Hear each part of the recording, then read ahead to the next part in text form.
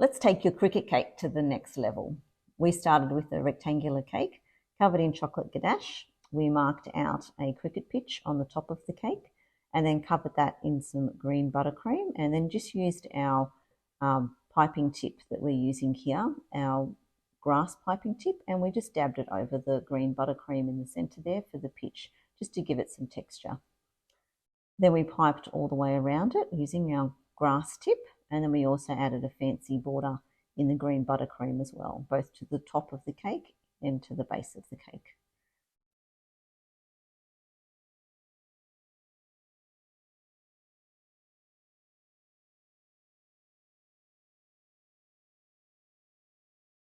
Our decorations were a combination of all handcrafted out of fondant. The 40 knot out sign was handmade, and so was the cricket bat.